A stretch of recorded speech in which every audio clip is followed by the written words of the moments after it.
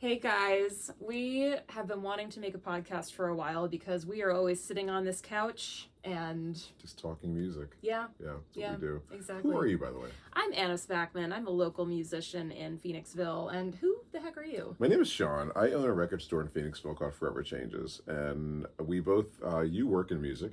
I do. I'm a hospice music therapist, so that is my day job. And I own a record store, so we spend our days talking about music, but generally about music to people who don't fully know and understand music. Like every now and then someone will come in and like they know their shit, but usually it's me talking to, and so in your case as well, you talk to folks who, need and enjoy music, but it's not. So I think a lot of what we'll be doing on our little podcast, it's so funny, I can't help but think about the first Cranberries album. Everybody else is doing it, so I can't wait, because it's like, literally, that's that's what we're doing here. Why not? Why not us? Everyone why not else, for this? why not? Yeah. Yeah, we're talking about it anyway. We might as well turn a mic on in case someone else would be interested. So that is the thing. So do you want to tell about like this, where we are? We're in our home. Yeah.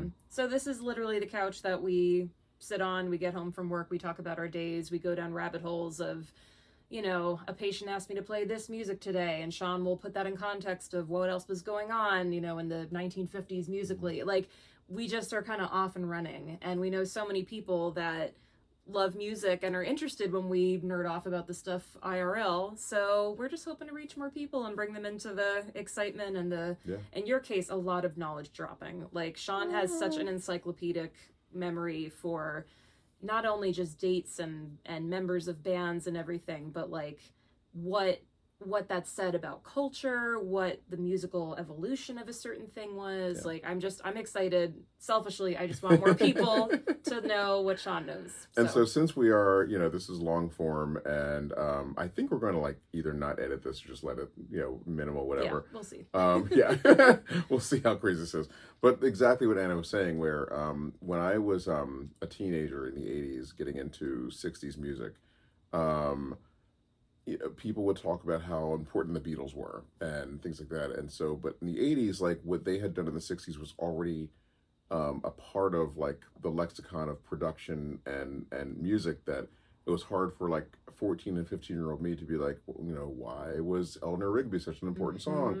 And so I, pre-internet, pre-Wikipedia, kind of did the research myself to figure out, what else was being, perfect example, like Revolver by the Beatles.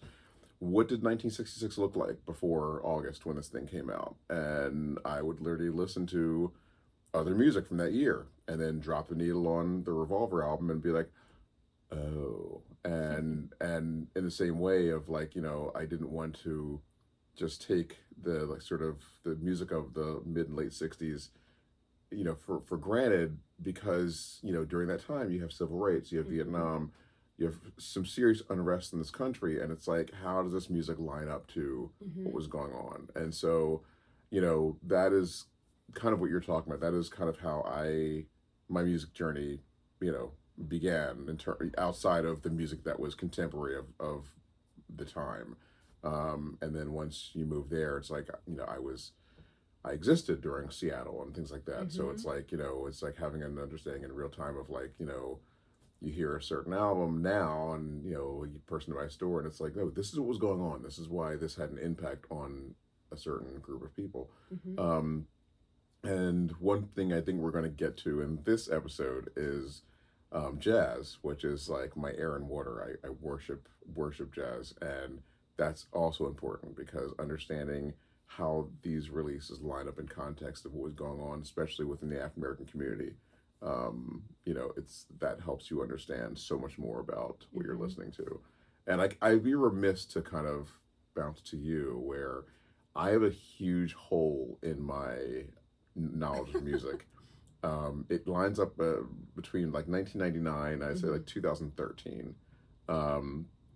Honestly, a really pivotal part in like pop and rock music. But I was so neck deep in jazz that I was into Amy Winehouse, Duffy, Lily Allen, a couple others, but for the most part, I missed what was happening. And yeah, like, so you said 1999.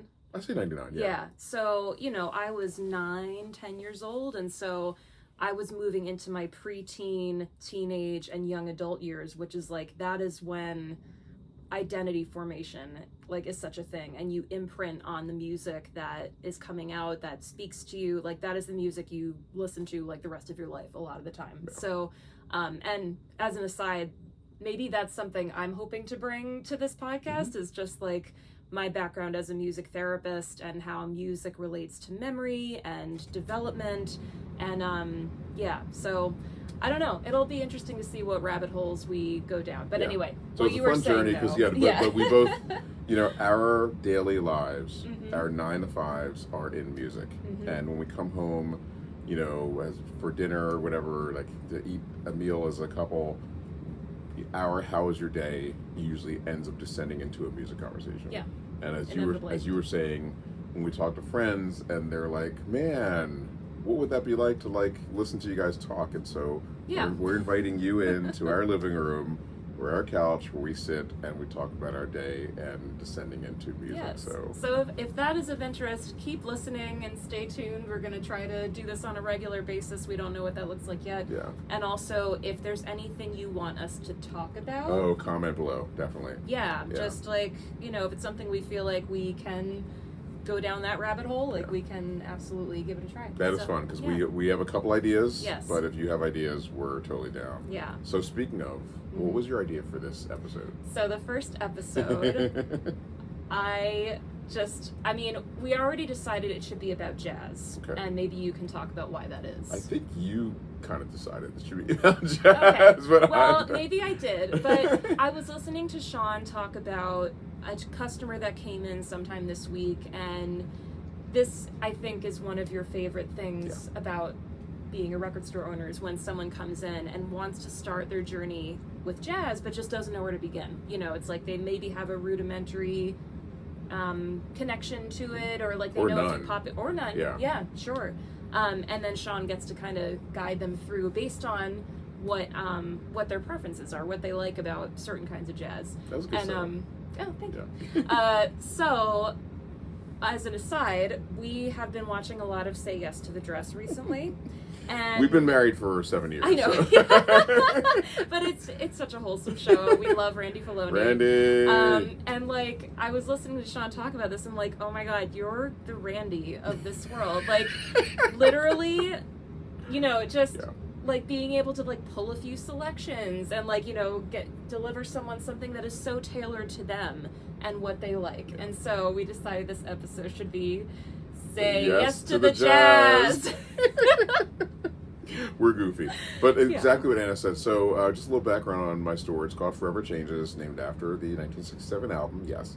And it is a very jazz heavy record store, for being a small store in a small town here outside of Philly. Because I love jazz so much, and I know a lot of the stores in the area do not carry a lot of jazz, I have a lot. And with that, and it's very prominent in the store. You can't miss it. And so a lot of folks that come in and have never even peeked in a jazz section in a record store, they find themselves, if not looking through, but just sort of, they'll bring up, I've heard something, or I would love to get into it, but I just don't know what to do. And that gives me the opportunity to kind of guide them. And it's not mansplaining. It's not, my jazz journey started when I was 16. A little more background. And if you need to sleep, this is probably going to be a really good way to help you sleep. My family owned record stores in the Philly area, or in Philly. Even though it wasn't, one of my dad's stores was not jazz focused, but he loved jazz, and they did have a decent section in there.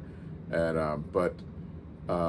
I, complete curiosity, one day he left me alone in his office, and I was digging through stuff, and I found a Miles Davis record. And which one? Bitches Brew. Oh, that's right, because that's, if you know Miles, that's a more challenging album. So that's that was a weird place to start. Yeah. I think I've heard you recommend that's where I started, but you don't probably start should start there. Exactly. Yeah. And it was just by the cover. It's a very, if you've never seen it, it's a very somewhat psychedelic, somewhat Afrocentric sort of cover. and it just appealed to me. And I think there's boobs on there, so that probably helped also. 16-year-old boy. Yes, exactly. Yeah. Boobs. It's got to be good. And so yeah, I listened to it, and I told my dad, "Hey, I listened to this Miles Davis record," and he was like, "That? Like, you good?" And and he and a couple of the old heads, they come in quickly, told me to go backwards and start somewhere else after that. But in any case, without social media or the internet or Wikipedia, I didn't have a guide through jazz, and so a lot of it was just, I don't know, I know this name. And pretty early on I picked up a Mingus CD, and I'm surprised that wasn't the last thing I ever bought, because I was like, what the hell am I listening to? And yeah, wait, in a good way or a bad way? oh, bad way. Okay. Like it was, it's the town hall concert, and it's not for most people. Okay. And you might hear some hot takes. So if you're out there and you're a Mingus fan and you disagree, comment and yell at me. It's fine. Yeah, we welcome difference of opinion too. Yeah. Like... I will get to my Mingus thing though, because weirdly I have a huge Mingus collection, but it's because I keep trying to figure out what I'm missing. Well, that's like a really great, just like staying open to like, I might be missing something. Yeah, because it's like, I know he's a genius. I know he's a master. And I keep, and I'm like, okay. So drop in the comments, what is Shawn missing? No, literally, I have, Roots and Blues and and Black Satan Centerlate. I mean, it's I have so much Mingus. And even the recent, they just put out a Birdland box set from I think 61, somewhere around there. Yeah, I keep getting Mingus, trying to figure out what I'm missing. But anyway, yeah, and I had no guide. And eventually in my 30s, I was working at like an office, and there was an older white guy, and he was the first person that kind of gave me a little bit of guidance. And then a record store I was going to, those guys helped me navigate jazz. And so my point is, like, I don't, if someone comes in and is jazz curious, I literally want to hold their hands and help them, this huge, vast, very intimidating genre, and, giant history of music into current, jazz is not just old, like the current jazz scene is unbelievable. We'll probably get to that at some point. There's so many women in jazz right now. There's so many young people. Jazz is alive, if you don't know that. And and many different kinds of jazz. Like yeah. So going from the beginning of the 20th century up through today, and unlike with rock or pop, where there are definitely some things to avoid with those genres. Like 99% of jazz is good. It's like, it's not like, oh God, you want to stay away from that. It's like, you might love that. Like, try it out. Yeah. And I think, this is a whole, because I will be honest, I'm not like a hardcore jazz fan. And a lot of the appreciation I've grown to have for jazz is journeying with Shawn, and especially going to Newport Jazz Festival. Yep. We've been going, I think we've been 5 times, sounds right. Yeah. Like not in a row. We went, not consecutively. And just I found myself listening to music and artists that never would have been on my radar, and just like being able to take away not just about the music itself, but like the spirit of collaboration and exploration and novelty. And we've talked so much about like all the jazz musicians we've met, with very few exceptions, are like nice people. And so humble, like so mutually respectful. And it's like, it's such a unique genre of music for many reasons, but I feel like it just attracts people that have that passion for just like trying things and taking risks and like, seeing what other people are doing. And it's not competitive because everyone has such different directions they take it. So, and I think it's a mutual, I mean, this is, I'm talking out of turn because I'm not a jazz musician, but just in our interactions with them, to me, it's such a high level of playing that too, that I think they all just respect each other. Exactly. It's like, if you're in this world, you have worked your ass off. You must know something. Yeah. You've like spent, 8 hours a day, at least, just like thinking about music, playing music, listening to music. Like, it's just such a, Yeah, that's exactly it. That work ethic and ability. I remember when I was younger, like in the '80s, and like someone would like listen to The Cure and be like, "Oh my God, that guy can't play guitar because the guitar's too easy," kind of thing. And you hear a lot of like shitting on each other in like the rock world kind of thing. That's it's like I'm so much better than them kind of thing. And maybe it's in someone's head, but outwardly it does not come out. There's such a respect, and so that as a fan, it makes you really appreciate the music and these current players. And also, it's like. And this is kind of a frustrating thing, but it's like you'll see like top people in like some of the most intimate small places and like being able to talk to them, and it's like, oh my God, like you're a legend and stuff, and I'm like just talking to you right now, which is really cool. Yeah, I think that it's not like the persona of the rock star, that brings people into music the way and Rocket might. Yeah, like this really is just like if you're like kind of crazy enough to like like just have music be such a focus, then that's the world. Yeah, and then just like this is officially a rant now. We haven't even gotten to this wasn't even the direction we thought this would take. But this is what you're in for. But like one of the things, at least for me, I think is neat, is just the adventurousness of like we went to see Branford Marsalis, his group, a couple months ago, and he's touring on an album, a 2025 record. And what's funny is on the drive down, we were playing it, and I think it was so mellow, you were like, oh, let's switch it up because it's a little too mellow. Yeah. And then the show was not mellow. It's like, I think they might have played one song off the album at the show. Yeah. And it was like, a totally different energy, and it was great. But it was like, same artist. Yeah. And, oh my gosh. So, yeah, if you're in the place for like, you buy a ticket and you don't, I had to bring up the other one, when Dinner Party. That's another podcast episode. When Dinner Party played at Newport. Yeah. And if any of you have heard, so the Dinner Party, I'm confused because there's a rock group right now that I'm obsessed with called The Last Dinner Party, and like whatever, but Dinner Party is Robert Glasper, Kamasi Washington, Ninth Wonder, and Terrace Martin.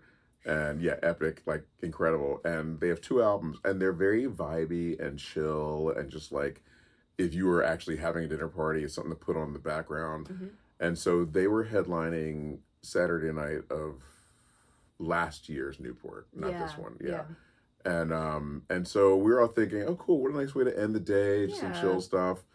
No. it was out. Yeah. It was like super we've talked about this, how sometimes at Newport the last act of the day will be like very heady, and it's like at that point you've absorbed so much complex music that your brain is like, whoa. I need something chill. I need something like like that year, 2023, I guess, or 24. Yeah.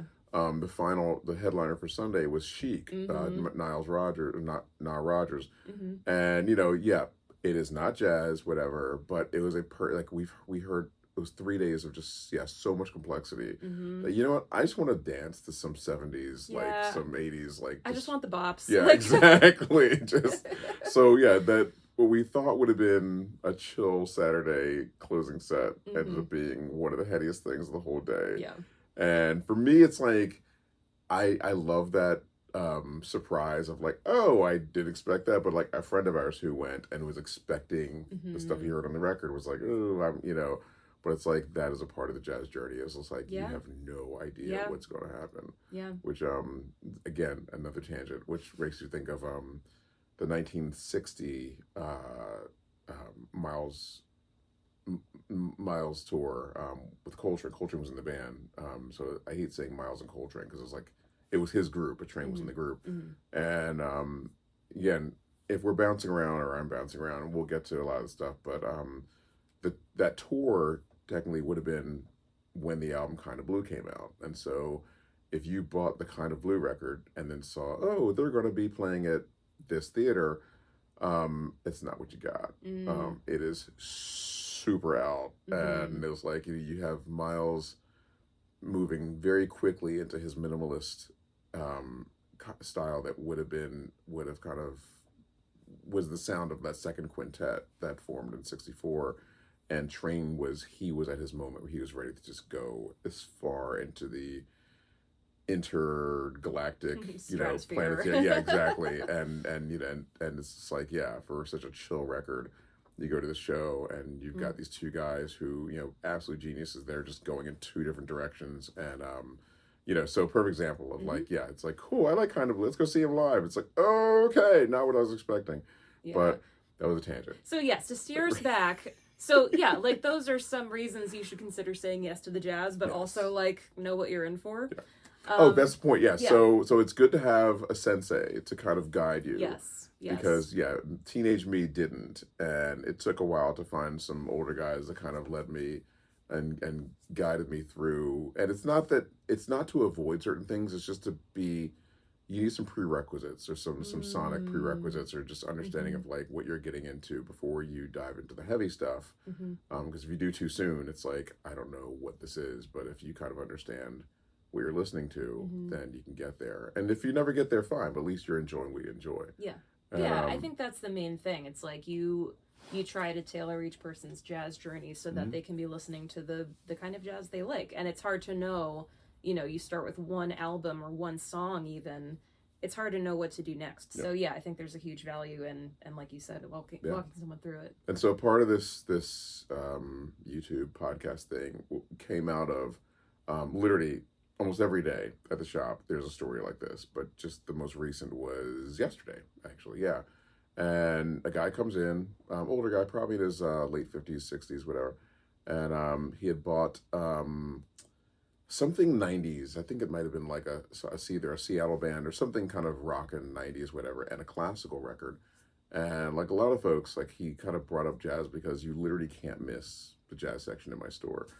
And he was like, you know, I would love to own some. I enjoy it when I hear it, but I just don't know what to, you know, what I like and so forth. And so when someone says that in my store, it is the best. It's like I just come alive. And and so just had a little bit of a conversation with him, and in that he was like, I want something kind of boppy and with a groove kind of thing. And so he said, for me as a jazz fan, as a record seller, two words that I wouldn't put together. And so I wanted to make sure I knew what direction he was going. And so boppy, I knew where I would be looking, but the groove thing threw me. I was like, is he wanting some 70s funk jazz, whatever? Groove can kind of mean. Yeah. And so part of being a record seller, a good one, is kind of recognizing that you're talking to folks who don't have the language that you would usually use and kind of see what they mean by that. And so once I understood that when he meant groove, it wasn't like a funk sort of thing. Right.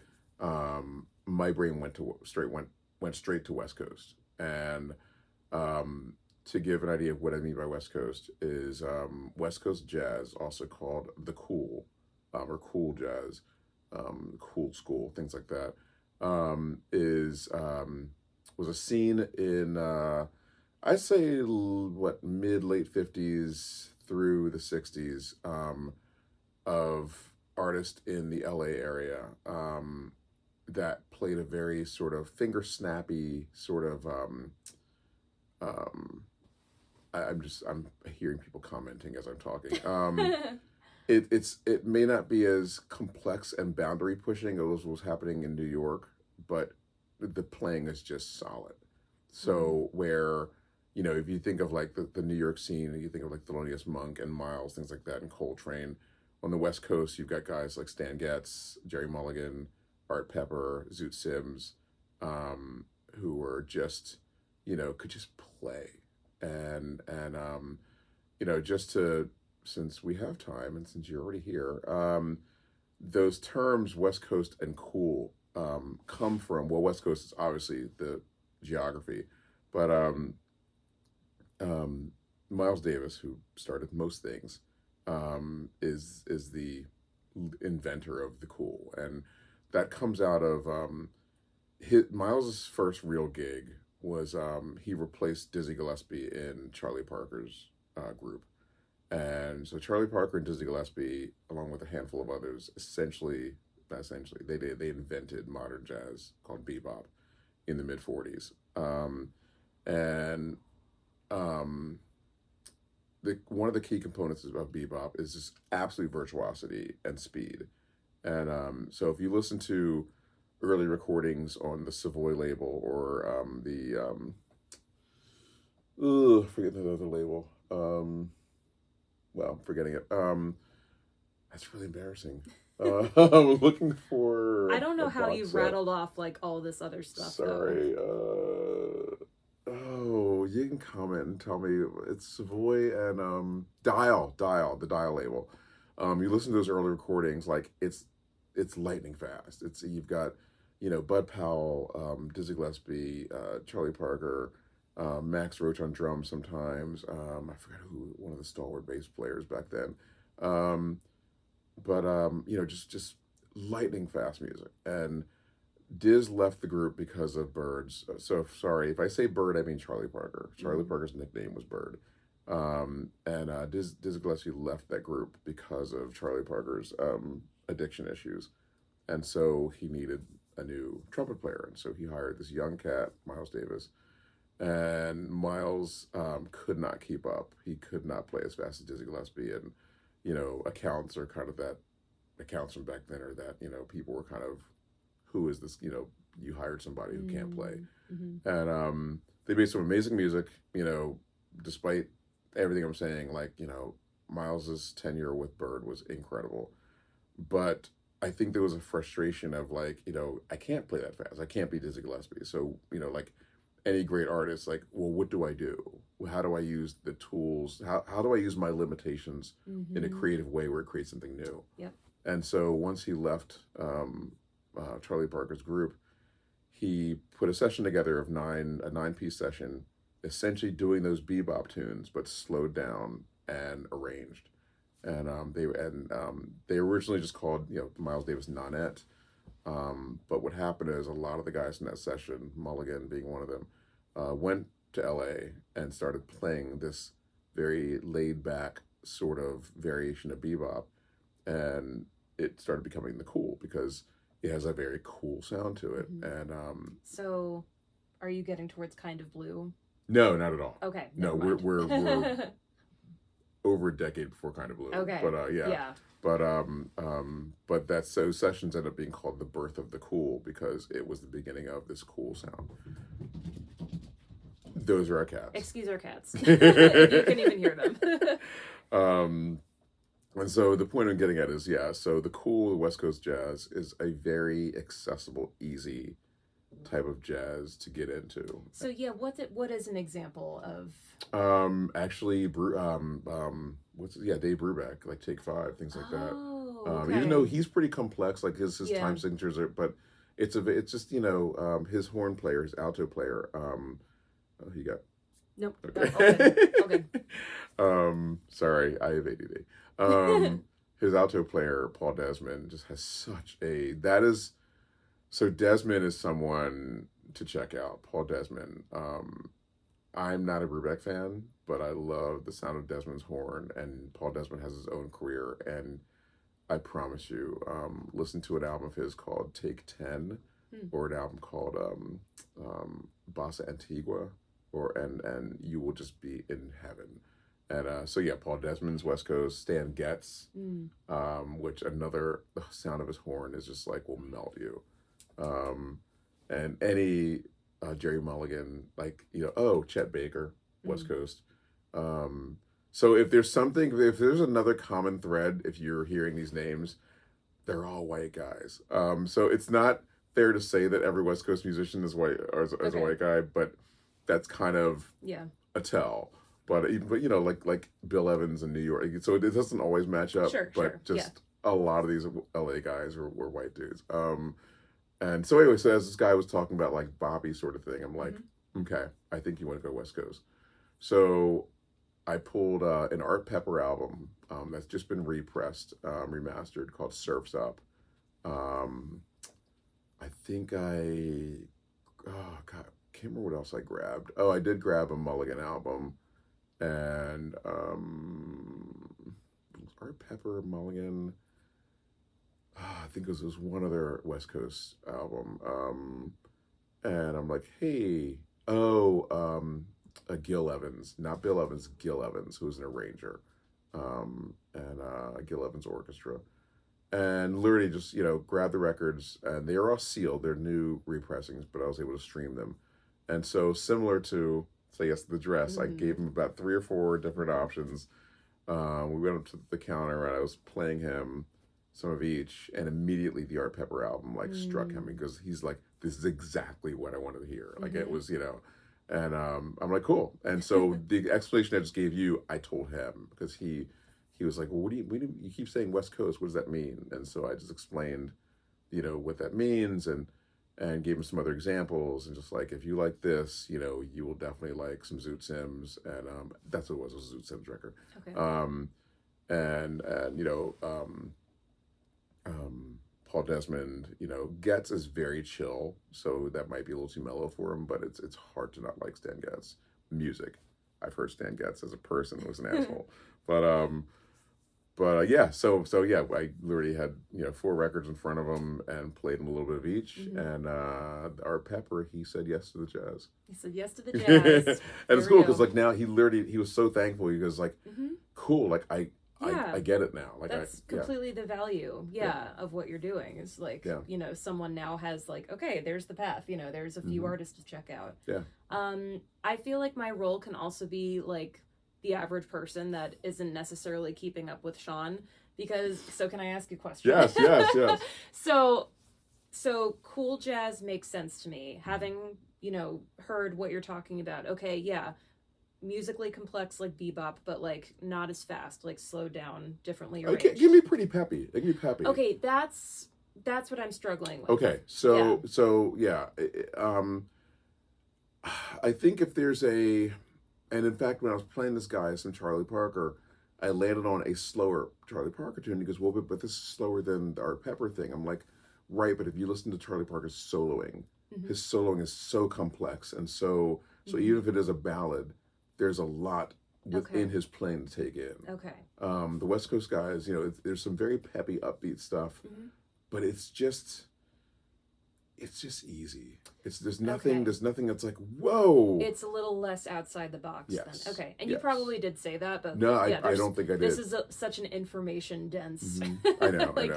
And actually, who we were just listening to before we started this, we were listening to the Clifford Brown Max Roach group, which even though those two guys are New York guys, their group, the Brown Roach group, is kind of an LA group, and you hear that like their arrangements were very complex, but the playing and solo, it's like it was very light, it was very easy to take in and hard to like dislike. So it's like with anything, like the West Coast stuff isn't a monolith. Yeah. But the general thing is like it's a great start. It's not, I say that because like, so to give the other side, the New York stuff would be like, your Thelonious Monk, your Miles, Coltrane, Art Blakey, Art Blakey is pretty easy and fun, but you gotta be ready for his drum solos. But it's just, it's hard to, it's not so black and white as like West Coast stuff is easy, New York stuff is avant-garde. But it is definitely, with the stuff that comes out of New York, you will hear more. I mean, for instance, like Bill Evans, master white piano player. And I say that because I just gave this whole thing of like the West Coast guys, but and while Bill Evans is so, it's like butter silk. It's like it's gorgeous. Yes, the sound of his piano, the sound of his trio is like unbelievable. But at the time, like, what he was doing was revolutionary. It's argued, if modal jazz came from Miles or came from Bill Evans. I think, my thing is it was Bill Evans, but he was working with Miles at the time, so Miles took the credit. That's just my little hot take. Hot take. But yeah, like you listen to Bill Evans, you're like, okay, this is Ernie if you got in the camera. Hey bud. You'll see his tail. Yeah, you'll see his tail. The video. But Bill Evans literally redefined jazz piano, and so yes, while his playing is really appealing and interesting, before Bill Evans, that's not what jazz piano sounded like. And so I'm curious, is that sort of like a common trajectory for this sort of thing to go when someone is trying to start their jazz journey? Like, is it kind of like you divide it in your head of like, well, is it closer to East Coast or West Coast jazz? I mean, it's not so much. Or how else has that taken shape? Like, what are some other... That's so funny. Ernie never sits in Shawn's lap. Never. Aw, But now He's like, talk about jazz to me, Dad. Ernie, I want to say yes to the jazz. you were just, oh my God. Anyway. But yeah, like, I'm curious how else that might look. Like, what do people commonly come in and say, hey, I know I like this album, or I know I like this artist? It really, like, you know, the goal isn't to get them into more complex, it's just to find, Sure. you know, what is your comfortable lane. Yeah. And where, you know, and I definitely have customers that, like, once they like something, it's kind of like, oh, well, I'm going to try this out. And I'm like, Sure, you yeah. sure? It's like, I don't know. I just want to, I feel comfortable enough that, like, I'm willing to try something new out. And, but it's really more so just for jazz to meet them.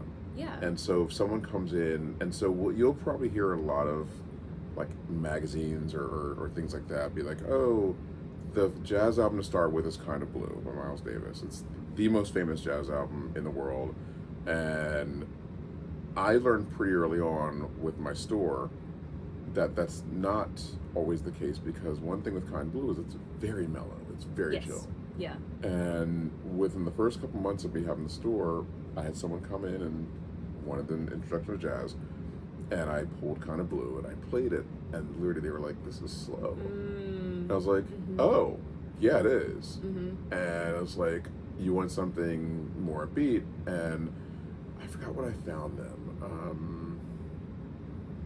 I forgot the album, but still very accessible, but just, you know, a peppier album. It might have been some West Coast stuff.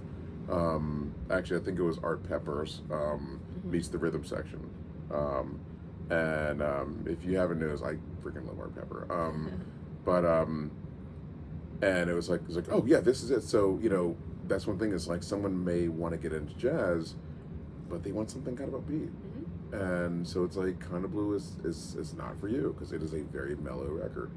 And like I had mentioned, Art Blakey. Oh, that's the other thing, is I'll always say, like, well, what instruments do you like? Oh, that's a great starting question, because like I'm thinking about the jazz I've liked, and like the Bill Evans and Oscar Peterson. Like I noticed the piano is a big draw to me, like, and seeing jazz live, it's like, if there is a piano, like, that's easier for me to lock in on, probably because I started out playing piano, and I did like a little bit of jazz piano lessons, and I know enough to know it's like, it's beyond me. Like, but like, just such a deep respect for it, and especially like the piano voicings.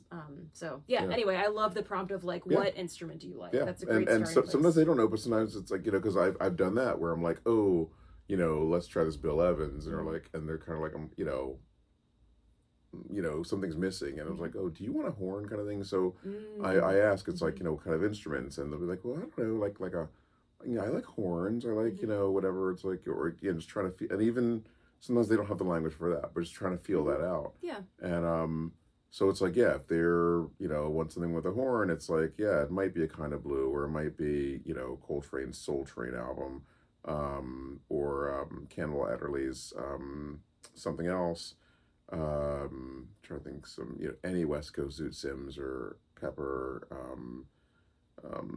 Paul Desmond, things like that, or if they are like, you know, just something really, really mellow kind of thing, it might be a Bill Evans, and or like, and I also try and throw in an instrument that they might not think they'd be into. So you know, jazz guitar. So Grant and Green has a very, very famous album called I don't know. Is that Grant Green? Yeah, I don't know. It's Grant Green, jazz guitar player, and Grant Green is his like earlier 60s Blue Note stuff is just like chef's kiss. It's stunning, and you know, and all of a sudden someone's like, oh, I never thought I'd like that, and and just trying some different instruments out, you know, Bobby Hutcherson or Lionel Hampton with the vibes. Trying to think what else. And just finding, you know, what sounds would you like to hear, and you know, once you nail that down, it's like pull some things, just just like Randy. There's so many parallels. They're like, you know, introducing them to an element they didn't ask for, but it's like, I just want to see what you think of this, because you might not know you like it if you don't see/hear it. Yeah. I had this couple, it was last year, I think, and they were in my store, and I don't know why I was playing Jimmy Smith, or maybe it came up because he is from Norristown, which is near where we live, and it was jazz organ. And you know, it's not always something that's appealing to a modern ear. Yeah. And these folks are like, "Oh, we like this." And this guy literally comes in for Jimmy's, and so his kid, I think it's like a little more than an infant, but it's like a little kid kind of thing. That's and so the cool. whole family loves Jimmy Smith now. Yeah, it's really cute. And I love that. yeah, and it's just like you just never know. Yeah. It's people just you don't know what you don't know. Yeah. I did meet one person. This woman came in with her mom who said, I don't like jazz. And as me and the woman were talking, I was okay. Like, she really was like, I don't think she likes jazz. Like, I really, and the kid was like, no, there's gotta be something. Shawn, do your thing, work your magic. Oh, wow, what a challenge. Yeah, and I wasn't, like, she really was just like, I don't like how free and how they just do whatever kind of thing. And so I thought about, you know, and she did like big band. Okay. But, and so, and so I tried some smaller group things. I think I might have had an Ellington small group, or like Johnny Hodges, or like Coltrane with Ellington, just like something that was adjacent to big band. And she needed things locked. A lot of structure. Yeah. Glenn Miller type things that just like pretty much I wouldn't consider jazz, because it's not there's no improvisation. Yeah. I think I even tried bossa nova, like the Stan Getz, Gilberto stuff, whatever. But it's just like, something. And I was ready. I mean, you know, the kid. I kind of had to tell her, the younger, the person's kid, who was my age, it wasn't like a kid, whatever, to be like, we're done. Like, I think she's convinced me.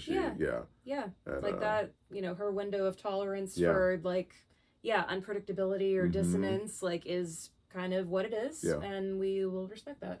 And I always have to, like, you know, my own ear, this is ridiculous. I know. He never does this. I know, he's like feeding off of your joy talking about jazz. Ernie's just in heaven right now. Oh my god. Just happy in dad's lap. Oh my god. But I have to, you know, because I have a weird brain, and so I do like some pretty out there avant-garde stuff, and you know, the joke is like, I can fall asleep to some of the most, oh my god, you know, abstract sort of. I feel physically tense if I'm listening to this music for too long. Like, I can appreciate it again, but just like it's a lot for me. And like Shawn will be like nodding off. I'll fall asleep. So which, if I can inject a little bit of like music therapy stuff. So like something that and I don't know how this fits into anything, but just like validating there's so many ways to connect to jazz, no matter what, you know, your sensibilities are. But like basically we're drawn to music that violates our expectations. So enough of it is familiar, but then like the end of the phrase, it does something different, or like this is familiar enough to a style that I know and like, but then like something's a little bit off, and like it surprises me in a pleasing way. So like basically, if music is too familiar, we check out. We don't attend to it. It's just like our brain doesn't have anything to like really hook it in. But if there's too much of a surprise, then we also sort of check out, because your brain is like, it's too much. It's overstimulating. I can't follow it. Like I'm out. It's too much to attend to. And so that sweet spot is like the music that violates our expectations in like just the right way. And because in jazz, there's so many different like threads, it's just like there's probably some music in there for you that, again, you don't know what you don't know. Yeah. So, just pushing the say yes to the jazz. No, message, it is true. It's like, it's just, you know, it's one of my favorite things. It's my favorite things. Nice. Is just, you know, when someone is, you know, sometimes they're literally just curious because, again, like in my small store, the jazz section is so big, and they just feel almost an obligation to like acknowledge, like, like you have a lot of jazz. Like you know, I don't know much about it, but you know, it seems, and it's like that's just enough of a window of like, let's just see if something here speaks to you, and it's it's pretty dope. Yeah. I'm distracted by the cat. I know. Yeah, so is there anything else you would want to say about like what questions you ask people, or I definitely ask like tempo. okay. You know, I meant to say, that's interesting you brought up like small versus large ensemble. Like I didn't even think about that. But yeah, like the more instruments there are, you know, that changes the experience. yeah. And some people like, you know, big band just sounds like old timey, and they kind of pull back. Yeah, and that's sorry, I keep jumping in. No, you're like jump in. As a music therapist, like I guess my contribution is like music is so subjective, and so much informs our music taste, but music connects to memory for so much of us. And like if we had a certain relative that like they just played big band constantly, maybe that makes us like nostalgic and like, oh, like, you know, I have such fond memories of being at my grandma's house or whatever it is. Or it could go the other way and just kind of like, oh God, like, you know, she would play that all the time. Like it just, I hated it then and I hate it now. You know, just no, it's true. So yeah. Did we ever talk about, because I had mine, but is there something like of your parents or something that at the time it was like, oh God, this, and now you appreciate it? That's a good question. I honestly feel like I liked all my parents' Really? music. Yeah, That's very cool. Yeah, I feel very lucky. That's very cool. Because for me, it was Ray Charles. Like my dad. Yes. And like, yeah, as a child, it's like, oh my God, like it was so old timey. Well, your dad also played Ray Charles too. Yeah. Or like he yeah. had that sort of style. He was Philly's Ray Charles. Yes. Like he kind of imitated, yeah. But it was like it is, you know, as a tween and teenager, it was so old timey. It was like, oh God, this. Yeah.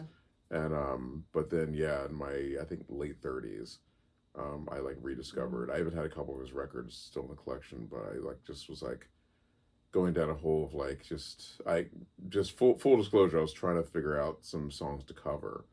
I was like trying to do the whole like, you know, like the dinner music kind of thing, whatever. And I was like, maybe I'll try some, you know, it seems generic and basic kind of thing. And so I break up my dad's records and like, oh, this is amazing. It's like the soul is just like, oh my God. Maybe we can like wrap it up by if there's like, I don't know, if there are any current jazz artists that you think more people should know about. I know this could be its own podcast. Is that too big of a prompt? No, that's just like, I feel we both can name names, but yeah, but you especially, I don't know. Yeah, no, the current scene, if you want something pretty easy to digest but really, really complex and amazing, there's an all-female jazz ensemble called Artemis. But members of Artemis, their sax player Nicole Glover is unbelievable. Their drummer Allison Miller is amazing. She was Ani DeFranco's drummer for some time. I don't know the exact date. This is where I don't have Shawn's brain. Really, you don't? No. Yeah. Because we watched some clips where she was there, and I remember like. Would have been Knuckle Down. I don't think it was Knuckle Down. No.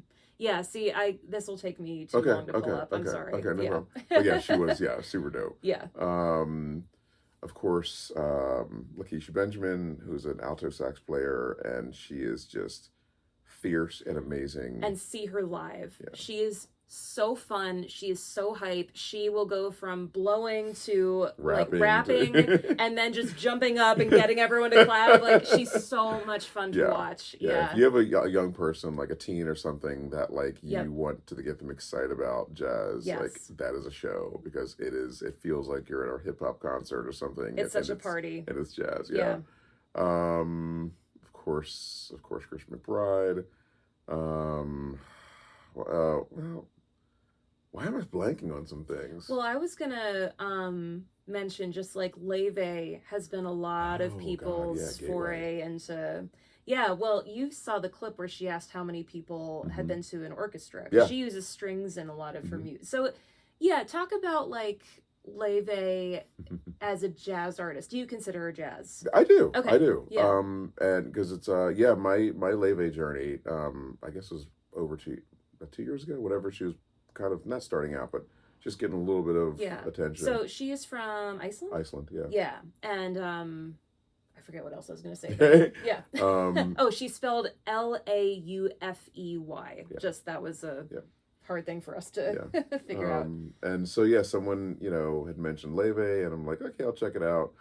And I listened to to her stuff, and it had an Andrew's Sisters kind of very early jazz kind of vibe kind of thing, jazz vocal, and I was like, okay, well, clearly she can sing, and it seems like kind of nichey and sort of like not nichey but like kitschy or something, and whatever, and I was about to dismiss her, and I decided to like watch a clip of her live, and she's playing jazz guitar. Like, she's not just singing, she's playing guitar, and if jazz guitar is not easy. No. And then singing while playing is and I'm like, oh, you're the real deal. And then the same clip, it's like a couple songs she jumps on piano. I was just gonna say, then she jumps onto like 4 on other cello, instruments. and it's like, oh my god, it's like, okay, you're it. And so she was pretty great. We saw her in Newport one year, and I really, really liked her. But then her album from 2025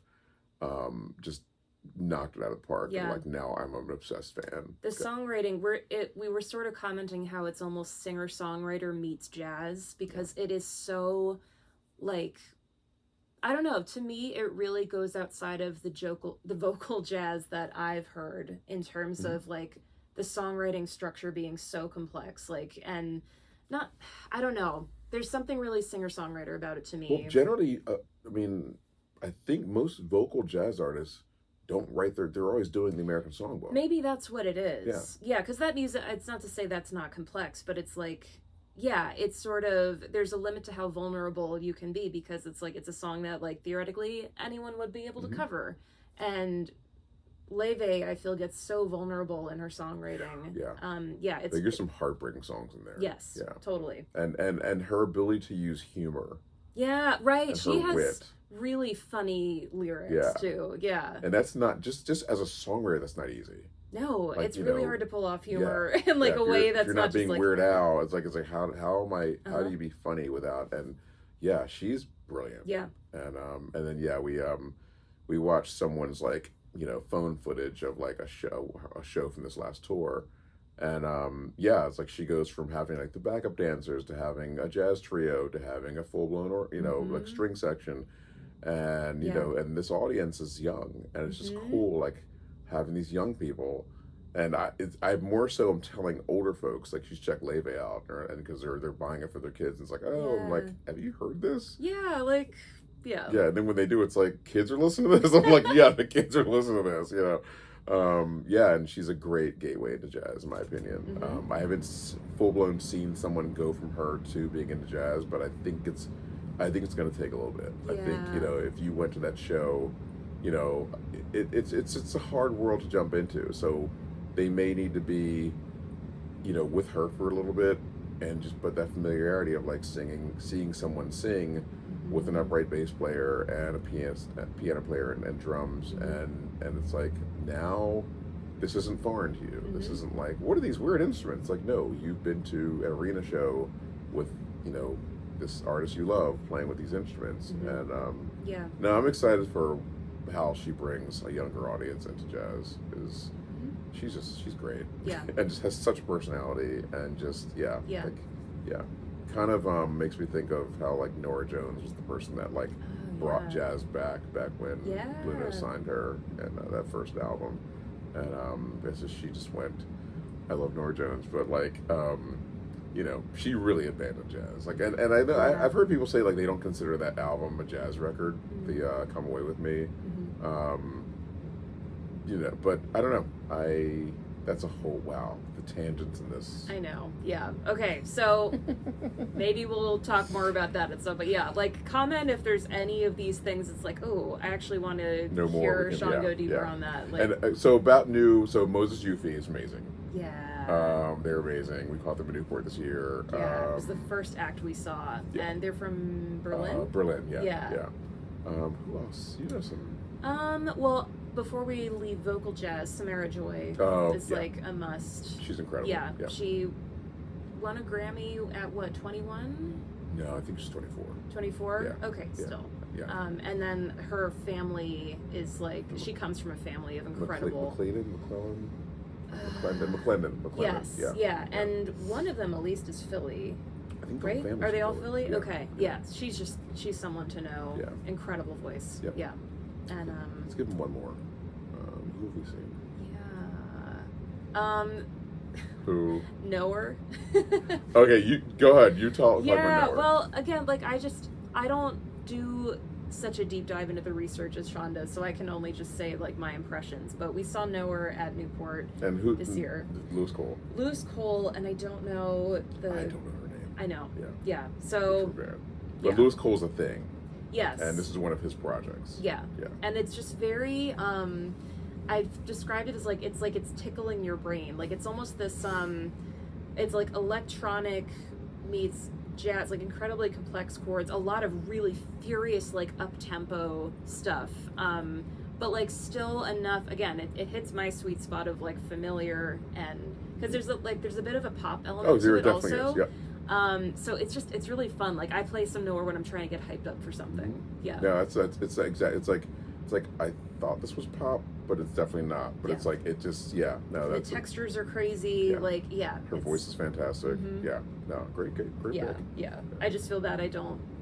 Yeah, No this is deal. what happens when we don't like prepare for. You know, we're just riffing in the spirit of jazz. Yeah. So, Hey, there we go. Yeah. Yeah. So how do we want to wrap it up?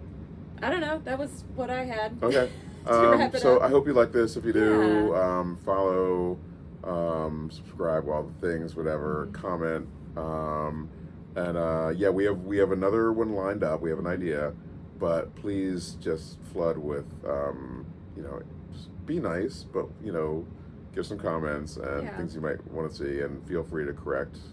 I still am pissed off. I can't remember about this word. It's okay. Yeah, that's in a very collective way. It's like let's just nerd off together, Yeah. and if one of us is missing a detail here and there, let's just help each other out. But Yep. It's driving oh me. no! It's driving me absolutely All crazy. right, we're gonna go All right. Yeah. figure out Yeah. what he forgot. Later, guys. Thanks for tuning See ya. in. Bye.